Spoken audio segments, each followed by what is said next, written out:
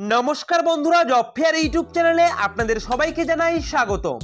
তো বন্ধুরা, সারা ভারতবর্ষ জুড়ে লোকসভা ভোটের পর্ব মিটতে না মিটতেই আবার নতুন করে কিন্তু পশ্চিমবঙ্গ জুড়ে ভোটের দামামা বাজতে চলেছে। অর্থাৎ সারা পশ্চিমবঙ্গ জুড়ে কিন্তু 10টি বিধানসভায় কিন্তু উপনির্বাচন হতে চলেছে এবং প্রথম দফার নির্বাচন কিন্তু হতে চলেছে আগামী 10ই জুলাই 2024 তারিখে এবং 13ই জুলাই কিন্তু এই উপনির্বাচনের ভোটের রেজাল্ট কিন্তু সরাসরি প্রকাশ করা হবে। তো বন্ধুরা, প্রথম দফার পশ্চিমবঙ্গের যে 4টি বিধানসভা কেন্দ্রে ভোট পর্ব অনুষ্ঠিত হবে, অর্থাৎ রায়গঞ্জ কেন্দ্রে, রানাঘাট দক্ষিণ কেন্দ্রে, বনগাঁ বাগদা কেন্দ্রে, এছাড়াও মানিকতলা বিধানসভা কেন্দ্রে কিন্তু উপনির্বাচন সংগঠিত হতে চলেছে এবং ইতিমধ্যেই কিন্তু তৃণমূল কংগ্রেসের তরফ থেকে এই প্রথম দফার চারটি বিধানসভা কেন্দ্রের উপনির্বাচনের জন্য কিন্তু প্রার্থী তালিকা ঘোষণা করে দিয়েছে এবং বিজেপির তরফ থেকে কি আপডেট রয়েছে সেটা কিন্তু অবশ্যই আজকের এই ভিডিওতে আপনাদের সঙ্গে আলোচনা করে দেব। তো ভিডিওটিকে স্কিপ না করে সম্পূর্ণ ভিডিওটি দেখার চেষ্টা করবেন। আর প্রতিনিয়ত বিভিন্ন রকম আপডেট পাওয়ার জন্য অবশ্যই আপনারা আমাদের এই জব ফেয়ার ইউটিউব চ্যানেলকে সাবস্ক্রাইব করে দিয়ে পাশে থাকা বেল আইকনটিকে বাজিয়ে দেবেন। আর আপনারা কে কোথা থেকে এই মুহূর্তে আমাদের এই ভিডিওগুলি দেখছেন অবশ্যই কিন্তু কমেন্ট করে জানাবেন। তো বন্ধুরা, চলুন এবারে মূল ভিডিওটি শুরু করি। তো বন্ধুরা, বিধানসভা উপনির্বাচনের 4 কেন্দ্রের প্রার্থী কিন্তু ঘোষণা করে দিয়েছে তৃণমূল কংগ্রেস। কে কোথায় প্রার্থী হবে বা কে কোথা থেকে লড়বেন সেটা কিন্তু অবশ্যই তারা কিন্তু জানিয়ে দিয়েছে এবং রাজ্যের যে 4টি বিধানসভা কেন্দ্রে উপনির্বাচন সংগঠিত হতে চলেছে আগামী 10ই জুলাই, এই 4টি বিধানসভা কেন্দ্র অর্থাৎ রায়গঞ্জ, রানাঘাট দক্ষিণ, মানিকতলা এবং বাগদা, এই চারটি কেন্দ্রেই কিন্তু প্রার্থীদের নাম ঘোষণা করলো তৃণমূল কংগ্রেস এবং এখনো পর্যন্ত অন্যান্য দল কিন্তু কোনো রকম প্রার্থীর নাম ঘোষণা করেনি এবং এর মধ্যেই চারটি কেন্দ্রের প্রার্থীর নাম ঘোষণা করে দেওয়া হলো কিন্তু রাজ্যের শাসক দলের তরফে। তবে আজকেই কিন্তু উচ্চ পর্যায়ের বৈঠক রয়েছে রাজ্যে পশ্চিমবঙ্গ বিজেপি সংগঠনের এবং সেখানে কিন্তু প্রার্থী তালিকা কিন্তু ঘোষণা করা হতে পারে বা প্রার্থীদের কিন্তু তালিকা তৈরি করা হতে পারে। সেই বিষয়ে কি আপডেট রয়েছে অবশ্যই কিন্তু আপনাদের সঙ্গে শেয়ার করে দেব। তো সবার প্রথমে আপনাদেরকে জানিয়ে দিচ্ছি যে আগামী 10ই জুলাই রাজ্যের 4টি বিধানসভা কেন্দ্রে উপনির্বাচন সংগঠিত হবে এবং 4টি কেন্দ্রের প্রার্থীদের নাম ঘোষণা করা হয়েছে তৃণমূল কংগ্রেসের তরফ থেকে, যেমন রায়গঞ্জ, রানাঘাট দক্ষিণ, মানিকতলা এবং বাগদা। এই 4টি কেন্দ্রেই কিন্তু তৃণমূল কংগ্রেসের তরফ থেকে প্রার্থীর নাম কিন্তু ঘোষণা করে দেওয়া হয়েছে এবং এখানে বিজেপির তরফ থেকে কোন কোন প্রার্থীরা থাকবে সেটা কিন্তু বিস্তারিত তথ্য শেয়ার করে দেওয়ার আগে আপনাদের কাছে একবার জানিয়ে দিই যে তৃণমূল কংগ্রেসের তরফ থেকে কোন কোন প্রার্থীদের নির্বাচন করা হয়েছে। তো রায়গঞ্জ কেন্দ্র থেকে কিন্তু তৃণমূল কংগ্রেসের প্রার্থী হচ্ছেন কৃষ্ণ কল্যাণী এবং রানাঘাট দক্ষিণ কেন্দ্র থেকে প্রার্থী হচ্ছেন মুকুটমণি অধিকারী, মানিকতলা কেন্দ্র থেকে প্রার্থী হচ্ছেন প্রয়াত মন্ত্রী সাধন পাণ্ডের স্ত্রী সুপ্তি পাণ্ডে এবং বাগদা কেন্দ্র থেকে কিন্তু প্রার্থী করা হচ্ছেন মধুপর্ণা ঠাকুরকে। তো বন্ধুরা, লোকসভা নির্বাচন মিটেছে, দিন 15 হয়নি, এরই মধ্যে কিন্তু রাজ্যে ফের বিধানসভা উপনির্বাচনের দামামা বেজে গিয়েছে এবং রায়গঞ্জ, রানাঘাট দক্ষিণ, মানিকতলা এবং বাগদা এই 4টি কেন্দ্রে কিন্তু উপনির্বাচন নিয়ে ইতিমধ্যে প্রস্তুতি শুরু করে দিয়েছে সমস্ত রাজনৈতিক দল এবং এরই মধ্যে কিন্তু অন্যান্য দলের আগেই তৃণমূল কংগ্রেসের তরফ থেকে কিন্তু প্রার্থীদের নাম ঘোষণা করে দেওয়া হলো। অর্থাৎ কোন কোন কেন্দ্র থেকে কোন কোন প্রার্থীরা তৃণমূল কংগ্রেসের টিকিটে লড়বেন সেটা কিন্তু অবশ্যই একবার শেয়ার করে দিচ্ছি। দেখুন যে প্রসঙ্গত গত বিধানসভা নির্বাচনে রায়গঞ্জ এবং রানাঘাট দক্ষিণ কেন্দ্র থেকে প্রার্থী হয়েছিল যথাক্রমে কৃষ্ণ কল্যাণী এবং মুকুটমণি অধিকারী। 2 কেন্দ্র থেকেই পদ্মচিহ্নে জিতেছিলেন দুজনই। তবে বিধানসভা নির্বাচনের পর বিজেপি ছেড়ে তৃণমূলে যোগদান করেন কৃষ্ণ কল্যাণী। অন্যদিকে রানাঘাট লোকসভা কেন্দ্রে এবারও প্রার্থী করা হয় জগন্নাথ সরকারকে। নির্বাচনের আগেই বিজেপি ছেড়ে তৃণমূলে যোগ দিয়েছিলেন বিজেপি বিধায়ক মুকুটমণি অধিকারী। তাকে তৃণমূলের তরফে লোকসভায় প্রার্থী করা হলেও তিনি কিন্তু জগন্নাথ সরকারের কাছে পরাজিত হন।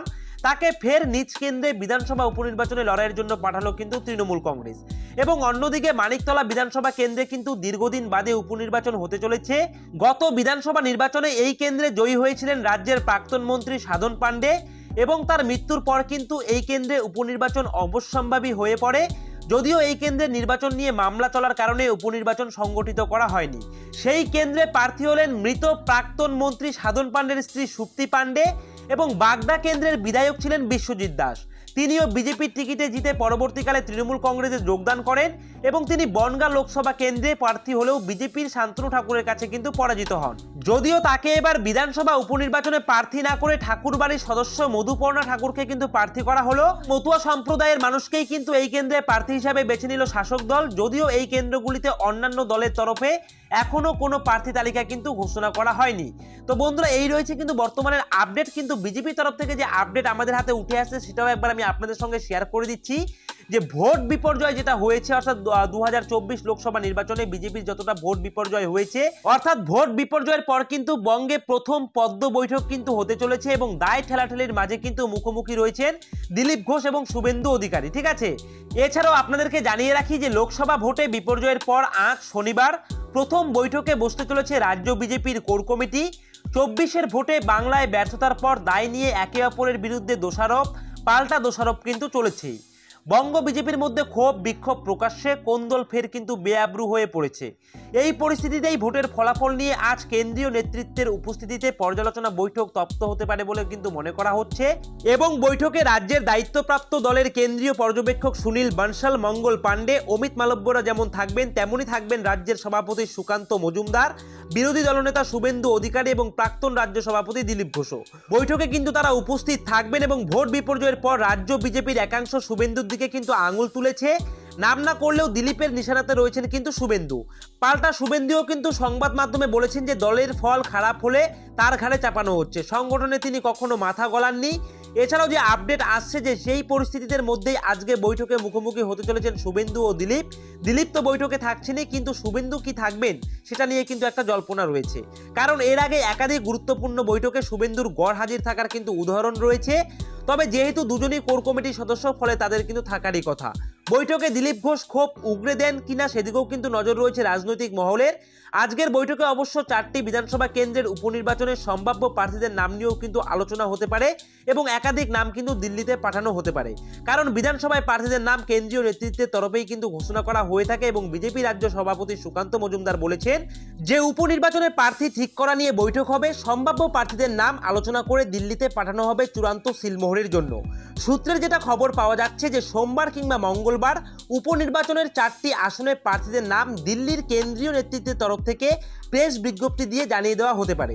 পাশাপাশি বাংলা দলের বিপর্যয়ের জন্য কেন্দ্রীয় নেতৃত্বের কাছে সারা দেশের ফলাফলের যুক্তি খাড়া করতে পারে বঙ্গ নেতারা। তো বন্ধুরা বুঝতে পারছেন, এই রয়েছে কিন্তু বিজেপির আপডেট যে এখনো পর্যন্ত কিন্তু বিজেপির তরফ থেকে প্রথম দফার 4টি বিধানসভা কেন্দ্রের প্রার্থী তালিকা কিন্তু ঘোষণা করা হয়নি বিজেপির তরফ থেকে এবং আজকে কিন্তু একটি হাই ভোল্টেজ বৈঠক রয়েছে যেখানে কেন্দ্রীয় নেতৃত্বরা উপস্থিত থাকবেন। এছাড়াও পশ্চিমবঙ্গের বিজেপি সংগঠনের সক্রিয় নেতারা অর্থাৎ সুকান্ত মজুমদার থেকে শুরু করে শুভেন্দু অধিকারী থেকে শুরু করে দিলীপ ঘোষরা কিন্তু উপস্থিত থাকবেন এবং মনে করা হচ্ছে যে আজকের এই বৈঠকে কিন্তু বিভিন্ন রকমের নাম কিন্তু এখানটায় সিলেক্ট করা হবে, অর্থাৎ এখানটায় 4টি যে বিধানসভা কেন্দ্রে প্রথম দফায় ভোট পর্ব কমপ্লিট হয়ে যাবে তার জন্য কিন্তু বিজেপি তরফ থেকে কিন্তু একাধিক নাম সিলেক্ট করে কিন্তু তার মধ্যে থেকে কিন্তু একাধিক নাম সিলেক্ট করে দিল্লিতে পাঠানো হবে এবং তারপরেই কিন্তু দিল্লির তরফ থেকে যেটা সূত্র মারফত খবর পাওয়া যাচ্ছে আগামী সোমবার অথবা মঙ্গলবার দিল্লির কেন্দ্রীয় নেতৃত্বরা কিন্তু প্রেস বিজ্ঞপ্তি দিয়ে কিন্তু প্রথম দফার 4টি বিধানসভা কেন্দ্রের কিন্তু প্রার্থী তালিকা ঘোষণা করতে পারে বিজেপি। এই মুহূর্তে কিন্তু এই আপডেটটি রয়েছে। তবে সবথেকে যেটা বাজিমাত করেছে তৃণমূল কংগ্রেস যে প্রথম দফায় 4টি বিধানসভা কেন্দ্রে যে উপনির্বাচন হতে চলেছে অর্থাৎ রায়গঞ্জ, রানাঘাট দক্ষিণ, বনগাঁ, বাগদা এবং মানিকতলা, এই 4টি বিধানসভা কেন্দ্রে কিন্তু অলরেডি প্রার্থী তালিকা কিন্তু ঘোষণা করে দিয়েছে তৃণমূল কংগ্রেস এবং এখনো পর্যন্ত কিন্তু বিজেপি বা আপনাদের জোট প্রার্থী বা এখানে সিপিএম কংগ্রেস তারা কিন্তু এখনো পর্যন্ত প্রার্থী তালিকা ঘোষণা করেনি এবং এখানে কিন্তু প্রথম দফার যে ভোট পর্ব সেটা হতে চলেছে আগামী 10 জুলাই 2024 তারিখে এবং 13 জুলাই 2024 তারিখে কিন্তু উপনির্বাচনের রেজাল্ট প্রকাশ হতে চলেছে। তো বন্ধুরা 2 দফায় কিন্তু এখানটায় ভোট পর্ব কমপ্লিট হবে। প্রথম দফার ভোট পর্বে হতে চলেছে কিন্তু 4টি বিধানসভায় উপনির্বাচন এবং দ্বিতীয় দফায় হয়ে যাবে কিন্তু পশ্চিমবঙ্গের আরো 6টি বিধানসভায় উপনির্বাচন।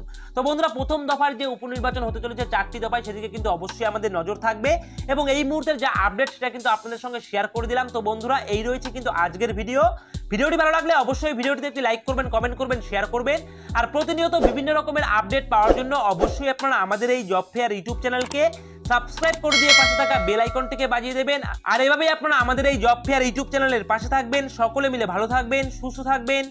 জয় হিন্দ।